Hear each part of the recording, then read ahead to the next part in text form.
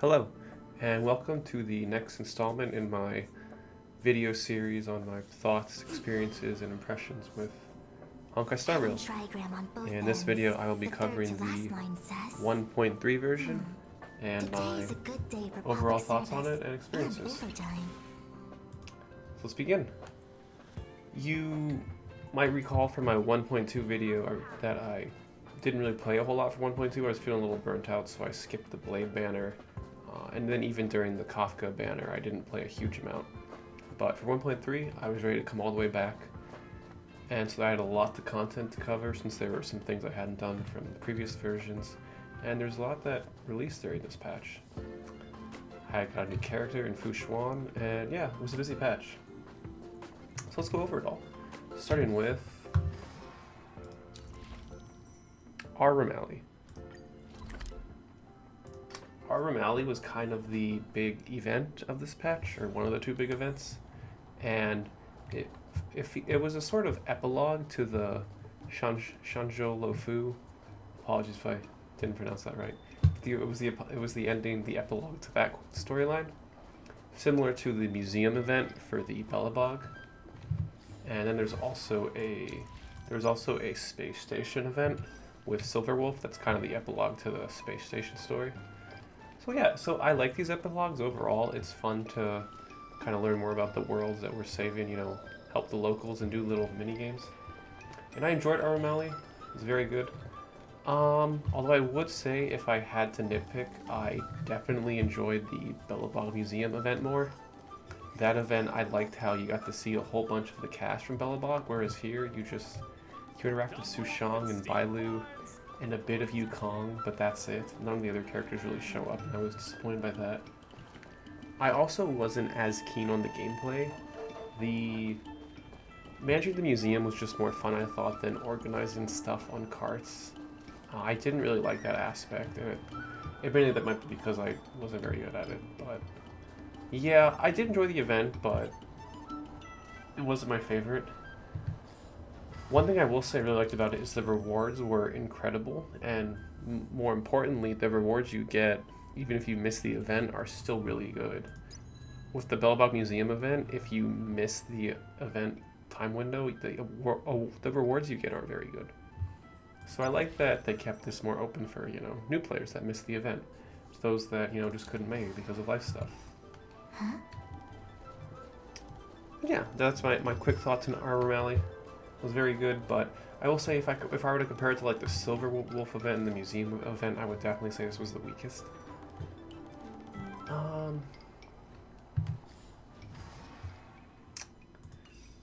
The next big event that I'd like to talk about while I'm talking about the Shanzhou Lofu is the storyline itself.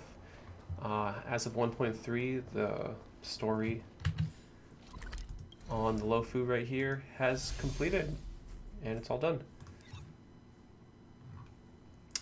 How was that? Well, the epilogue itself I thought was fine. The ending was alright. It did get me thinking about the story as a whole, and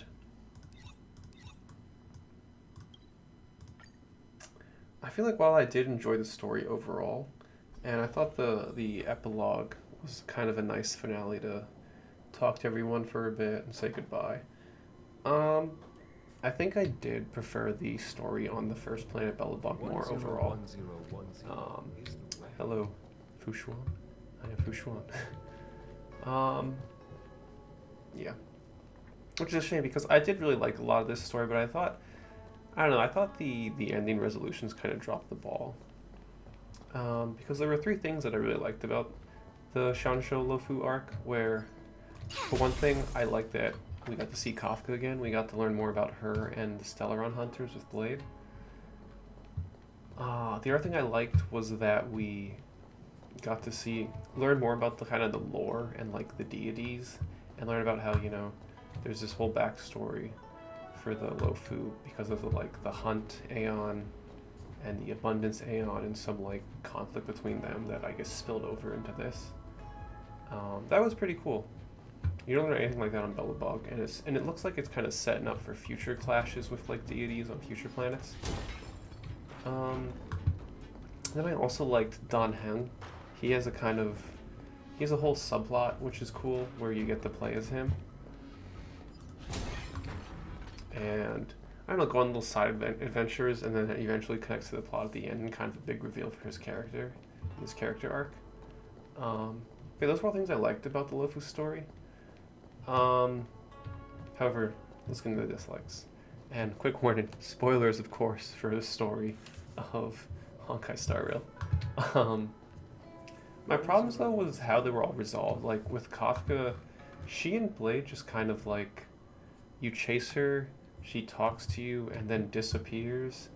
And then Don Heng finds her in Blade, and they like help him, I guess, reveal him his true self, kind of reconnect with his past, and then they just leave. I found that to be disappointing. I would have preferred, maybe some kind of like combat challenge against them, some great battle, something more climactic.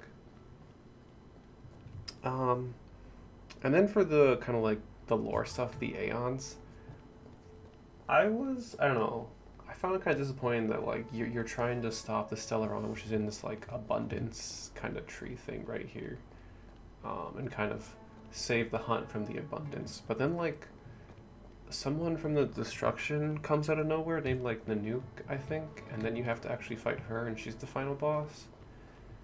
But like I don't know who that is. Like I don't know, why I should care. Like I thought the final villain might be like Blade and Kafka, or like maybe like the Abundance Aeon or something, but then it's just randomly someone from Destruction.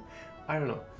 The whole plot line is just kind of a lot to juggle, a lot to like take in. So I was very confused by a lot of how it went down, and I thought it was just anticlimactic to have someone who follows the path of destruction just kind of show up and be the final boss. It was a cool battle, but yeah. 101010. And that's kind of also how I feel about Don Heng, where like I like kind of the reveal of him having like a 5-star form, and learning more of his backstory was cool, but I wish it was done better in a way that was more climactic.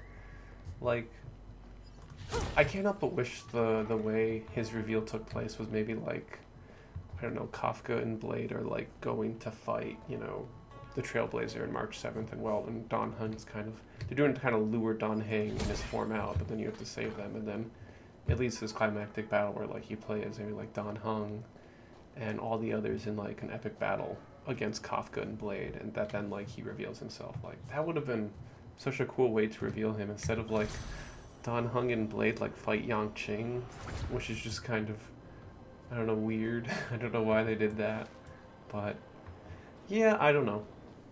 I did feel like the story could have been done better. Um, and like even though like I was still kind of tempted to say I enjoyed it more than Belobog, just because Belobog didn't have like Stellaron hunters or like reveal more of the lore of the gods and whatnot, but Belobog did have Bronya, who had a great character arc, and her relationship with Seal I thought was really good. And I'm disappointed that they didn't really do anything like that, because I feel like if you had to pick someone who was kind of like the main character of the second arc, kind of like Don Heng was for the first arc, like Bronya was for the first arc, sorry, it would probably be Don Heng, since like he had his whole side story, he like kind of learned his backstory. It was a big moment for him. But I felt like he didn't really have a character arc. He didn't really want to go to Lofu, and then he did, and then that was it. And I can't help but,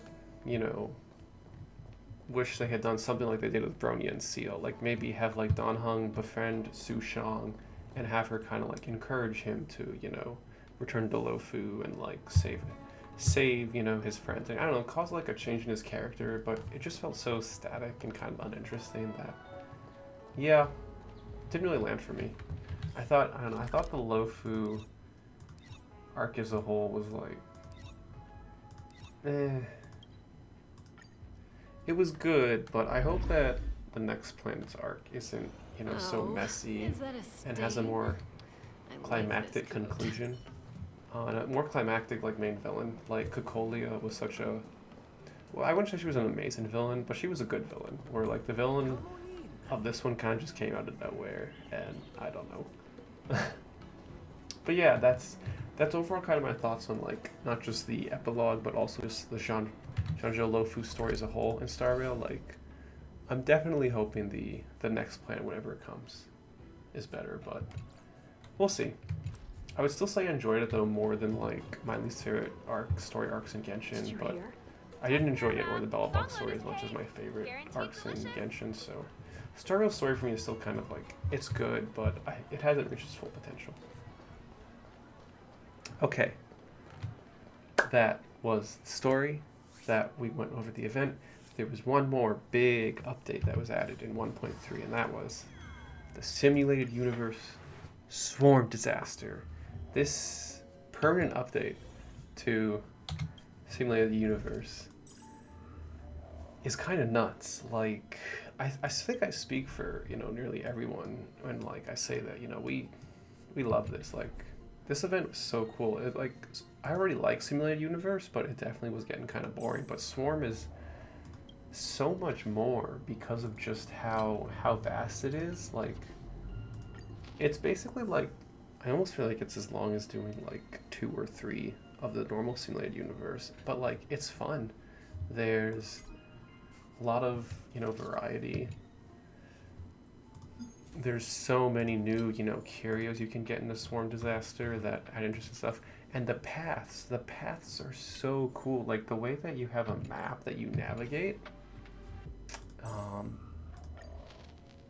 Let me just continue. I was doing one run of it yesterday. The way that you have like a map and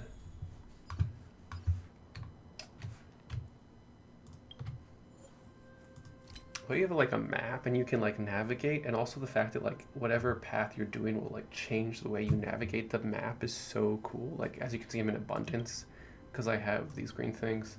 The nility path I've done a lot turns these into blank domains. The hunt one lets you kind of jump around. Like, the destruction turns domains into coming. It's just so cool the way that like the paths feel so much more like unique here than they did in the normal simulated universe mode, and the fact that I'm on plane 2 here, but there's 3 waves. Like, it's a long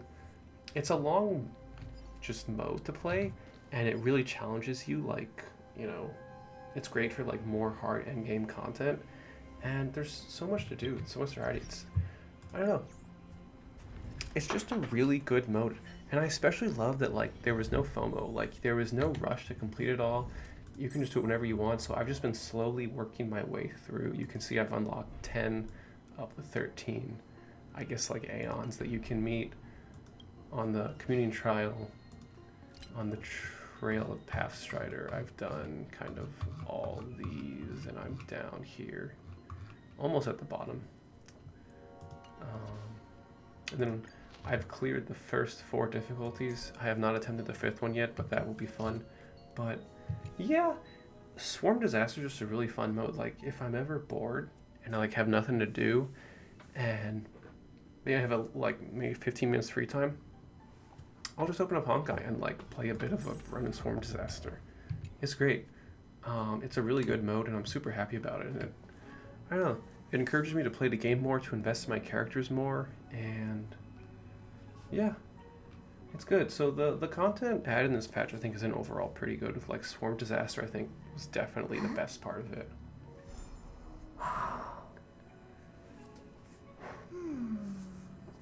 But there was one more thing added, one more piece of content added, which were character companion missions. There were 4 companion missions added in 1.4. There was one for March 7th, for Lynx, for Don Hung, and for Luca. On top of that, I also still had Yukong and Kafka's quest to do. So I ended up doing 6 character quests in 1.3. I played this game a lot. Oh, is that a and they were good overall, I gotta say. I like this code. I enjoyed the character quests. I guess go over them quickly. Don Hang's was fun and kind of revealing more a bit about like the lore between him and Bailu. I liked learning that there's like kind of a real connection between the 2 characters. Definitely made me just more interested in Bailu's character.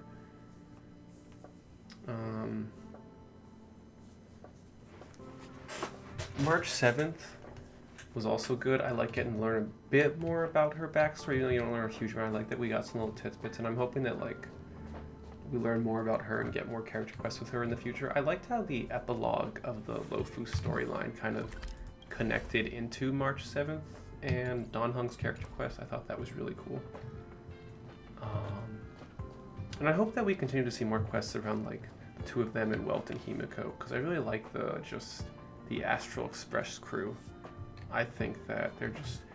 One thing I really like about Honkai compared to Genshin is how you have a core group of characters rather than just you and like a companion. And I hope we continue to like see more and learn about them. I really like getting to play the quest with Don Hung on March 7th. I'm invested in this the Astral Express. They're fun. Lynx and Luca and Yukong, all their quests were great. I enjoyed them. However, I did find them all. They all felt kind of like samey for me, where it's like, oh, you meet this character, you don't know about them, you learn about them, and then you learn more about them, learn more about their emotional backstory and struggles they've been through, and yada yada yada. I don't know. I've played enough Genshin character quests to kind of know how it goes. Like, don't get me wrong, I enjoyed them, but I don't know. I wasn't like wowed by any of them. I just kind of felt like I was going through the motions. But they were good. I don't know. They had some good moments. Like, ultimately, Yukong and Lynx's quest had some moments that kind of caught me off guard. But yeah, overall they were good. Kafka's quest though. Kafka's character quest is easily my favorite character quest in this game so far. I loved it. I just said, one big problem I have with the character quests in both this game and Genshin is that there's just so many of them that they start to all feel samey. And I loved how unique Kafka's quest felt. It felt so different from all the other quests because you had like options, you had choices you could make that would affect the outcome. Like just the route the quest would take would change depending on like how you answered with Kafka, and there were just all these like mind games going on, so much to think about. And the lore, like, oh my goodness, like after I completed the quest, like I just went reading all the lore about Kafka, and it was like super interesting, and like what a quest, and like what a character. Like that quest definitely made me very happy that I rolled for her and got her.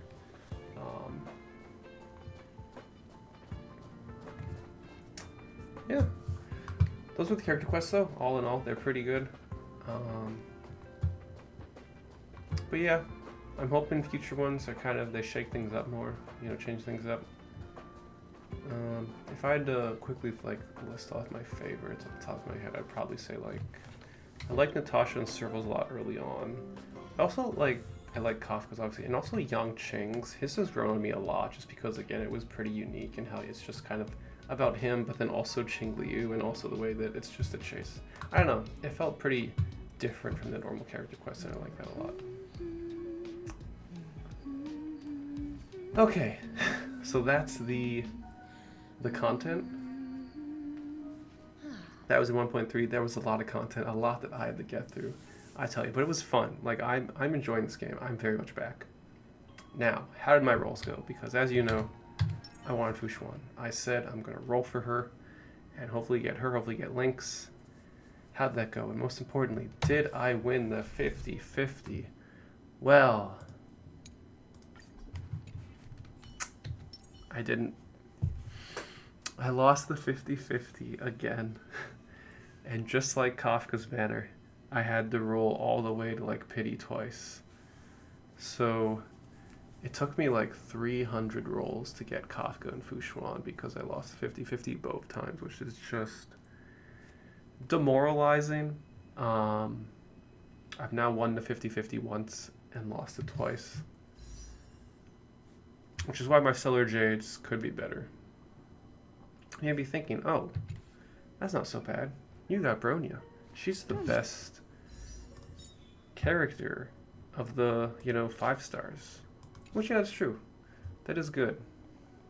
But here's the thing about that. On the standard banner, I also rolled a 5-star shortly before Fushuan's banner. And you know who I rolled?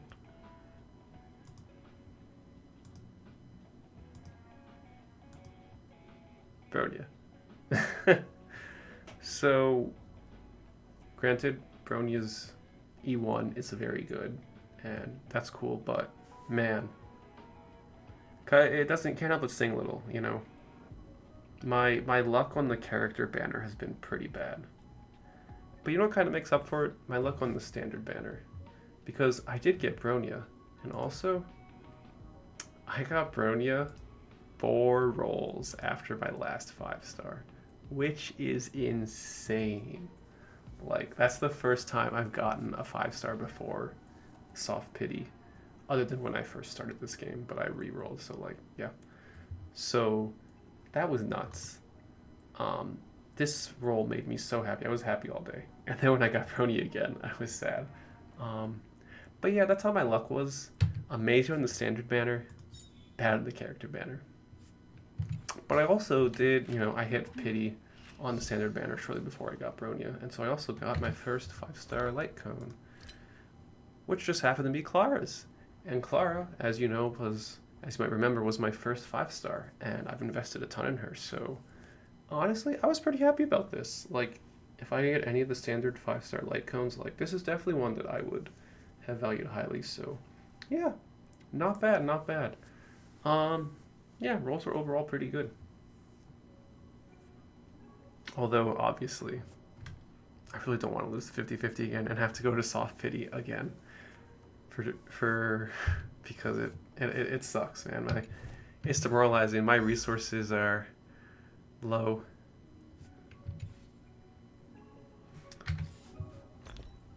How have my light cones been doing, though? Yeah, let's go also through my light cones. So, I bought this from the Herder store for Fu Xuan because it's very good on her. I bought this from the Battle Pass. I know I said last video I would buy the Preservation Cone for March 7th, but I didn't. I bought this one. Why? Well, this character. I was like so excited for Fu Xuan, and don't get me wrong, Fu Xuan is amazing. I'm super happy that I got Fu Xuan because like she is incredible. She has like made my Kafka team amazing. Like they cannot die because of how good she is. But Lynx, oh my lord. I didn't know anything about her. I didn't know that like not only like can she cleanse your characters, but she can also heal them, and she can raise their max HP, and she can make a destruction character like get targeted more, like Clara. She's also just gosh darn adorable. I love her. But wow, like the whole reason why like I love using March 7th with Clara is because she can put the shield on her so Clara gets attacked more. But Lynx can do that. And then Lynx can also heal. And Lynx can also, when Lynx heals another character, they won't be attacked more like March 7th shield would be. So she's just kind of, Lynx is so good. She like, for me, she power crept Natasha and March 7th. And now I'm like not sure if I want to use it. I don't think I'm using Natasha anymore, especially since I have Fu Xuan. March 7th, I might, you know, continue using because I did get lucky enough to roll her on the standard banner and my Fu Xuan roll. So now I have her at E4. So I might still use her, but wow, Lynx is incredible. And so because, you know, Lynx just kind of overtook March 7th for me, I decided to get a different light cone, which leads into kind of who I built this patch. Because I got Bronya, so I had to build her. I got Fu Xuan, I had to build her. I got Lynx.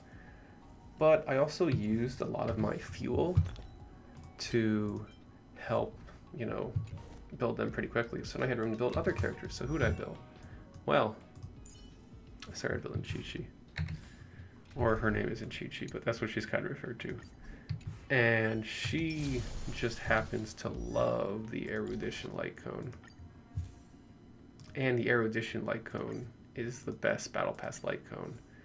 And yeah, I started playing with her because I heard she's really good, and like at max Eidolon she's like better than 5-star DPSs, and I was surprised how much fun I had with her. Her playstyle is so much fun.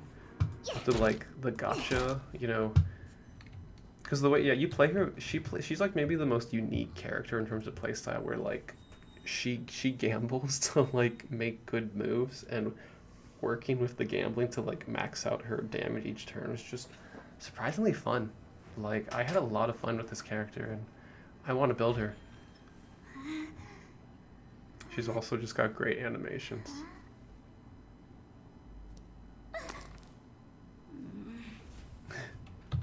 I haven't finished building her though, but yeah, I did buy her light gun from the battle pass just to make her that much better, and she's great.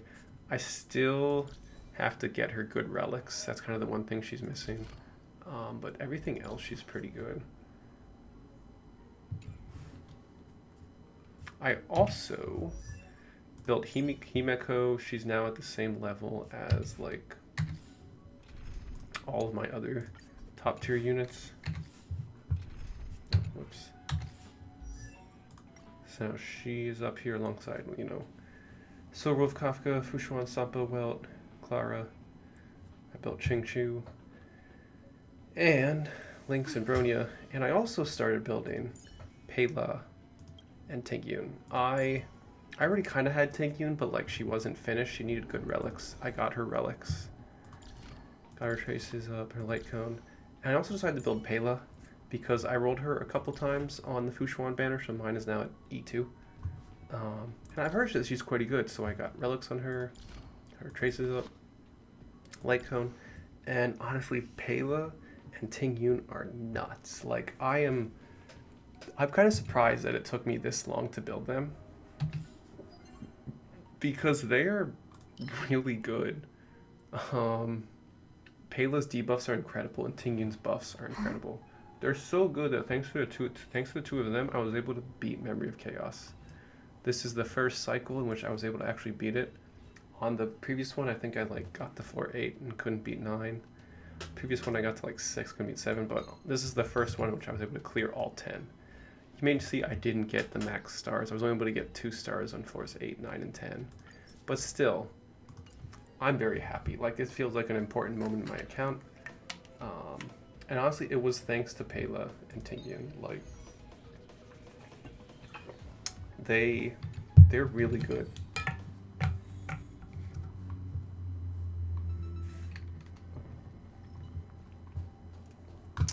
That is why I'd say in terms of like my building plans for the future, I'm still in the process of finishing Bronya and level up her traces. But after I build Bronya, I'm gonna build Pela and Tingyun kind of up to level 70 of these two as kind of like my big support characters. And then like kind of I feel like this is like good as my core squad right here of all these guys. I'm kind of like not using like Natasha or March. Bailu also seems kind of crept by Lynx just because Bailu can't cleanse. Like, I don't need the Trailblazer Preservation because I got Fushuan. Like, Asa and Yukong I don't feel a super need to do because I got Tingyun and Bronya. And like, yeah, I feel like these 12 characters are kind of like my core team. And I'm hoping to add 2 more because Topaz and Guanfane are coming, and I want them. I'm going to save up and get them, and I mean, I will get them. Like, I have enough wishes. You can see right here, I have 115. I have about 125 wishes. Like, I only need 160 or 50 to guarantee Topaz, and I can easily get that before her banner expires. So yeah, those are my main building products. Also relics. By the end of 1.2, I know my relics were like, I needed a lot of work, a lot of grind to do. Somehow 1.3, like not only did I build up, like I built Chi-Chi, I built Pela, I built Tingyun, I built Bronya, I also geared up all my characters pretty good in relics. Like Fushuan has some pretty good relics here. Silverwolf, Kafka, Sampo, Welt, like I got all of them. Himeko 5-star relics. These I know could be better for her, which is why I only left them at 9. Clara got great 5-star relics. I'm still working on Chi-Chi, as I said. Bronya has some good ones. I have her and Tingyun share speed boots. So I do need to get her a pair of those. I do need to get still relics for here. Lynx is great. Pela's got a good set. Tingyun's got a good set. Like, they're mostly good. I still need to improve some of the simulated universe relics, so I'll keep, you know, putting stuff there. But the relics are looking mostly done, which, oh, it feels so good, because relic grinding is so tough and demoralizing. I've also started salvaging relics more, just because, you know, I have a lot of them. They're building up. I started getting into a system where, yeah, like, I salvage all my 3-star relics, and I salvage 4-star, like, gloves and hats if they only have 2 substats. So I haven't done that with these yet, but I will.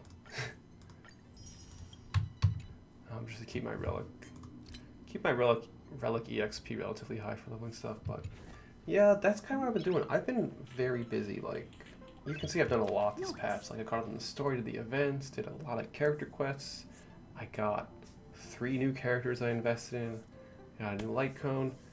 I cleared Memory of Chaos. I built a whole bunch of characters. I did relic building. Like, it was a really busy patch. And overall, I had a lot of fun. Like, I'm really enjoying this game. I love, again, how quickly you can do your dailies and spend your stamina. Yeah, I don't know. The combat's quite a lot of fun. I love, you know, I cannot say enough. Like, my favorite part of this update was absolutely the Swarm.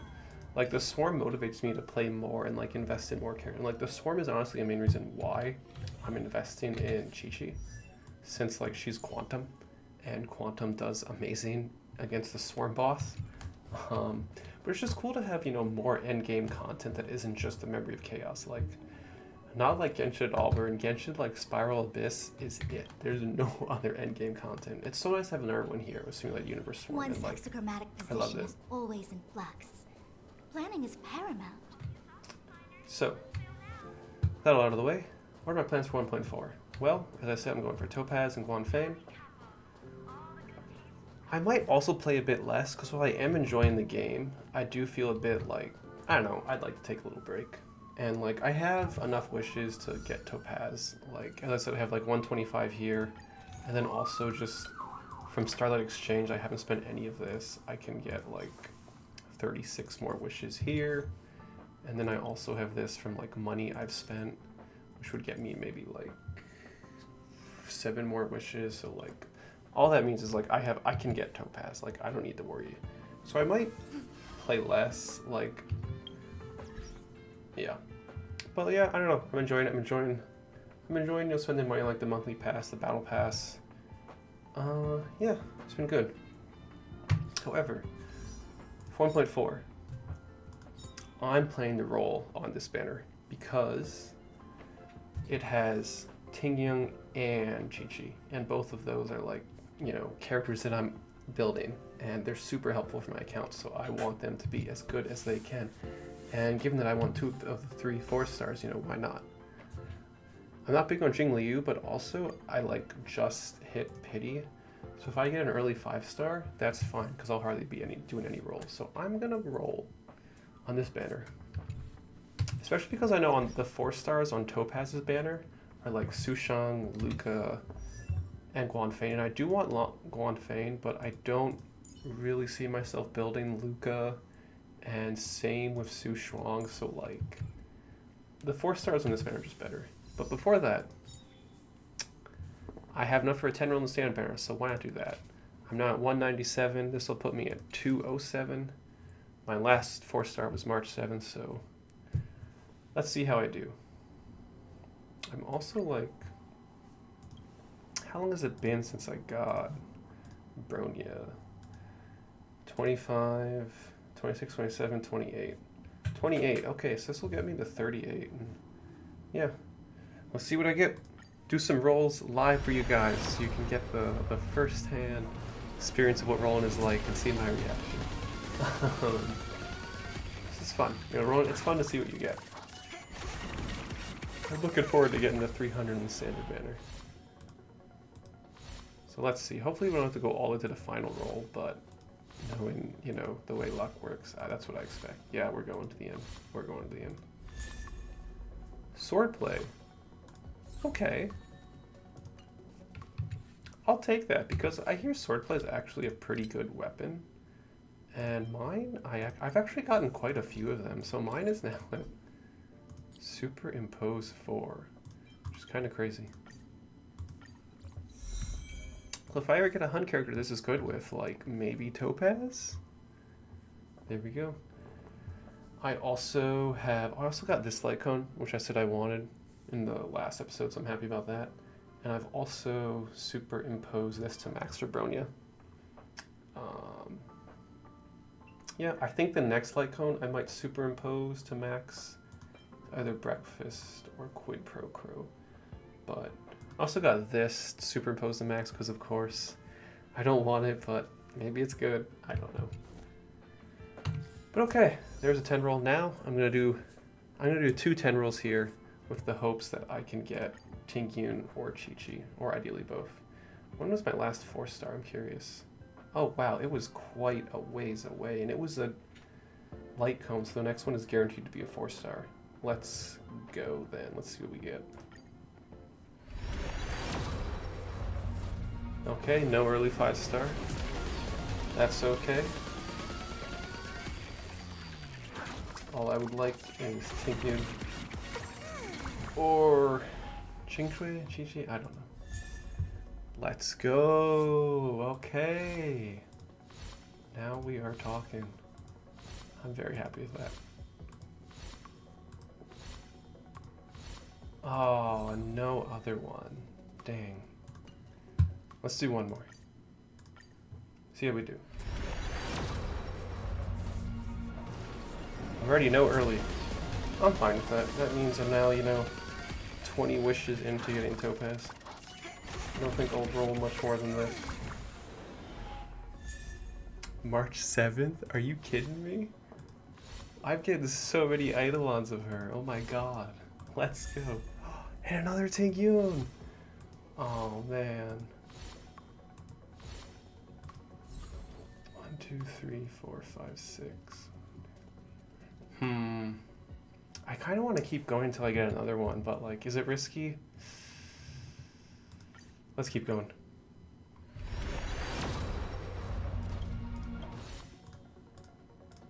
Just keep going until I get another 4-star. Okay. I think this is like 7 wishes after the last Tingyun. Okay. 8, so maybe this one? No. Okay, so this one or the next one should be a 4-star. Okay, this one. Okay. So I did what? I did like 26 rolls there. Okay, a little bit more. I was kind of planning. I didn't really plan 20, but hey. I'm happy with that 2 Tingyuns and a March 7th. That's really good. Please give me that with Chi-Chi. That's what I want. A secret vow. Damn. Okay. Well, you know what? Those went pretty good. I'm happy. March 7th is now only 1 away from max. And E6 is actually pretty good. She heals them, like, honestly, I think I'm going to use March 7th, this patch, if I get the battle patch, and I don't get a light cone for her, I think I will go get her weapon. Tingyun, though. Oh, I'm so happy. I got 2 copies of her. The damage multiplier increased by 20%. That is so good. Nice. Alrighty, and that's Honkai Star Rail. That is my account. That is where I'm going. As I said, my plans just keep the luck grinding. I'll level up these guys, and then maybe if I finish Topaz and Bonfane, I might level up some of these guys to 80. But yeah, that's me. Future plans is to hopefully clear Memory of Chaos and get 30 stars, and also clear the Simulated Universe Swarm event, difficulty 5. And thank you so much for watching. This was fun, and I will see you in the next one. Take care.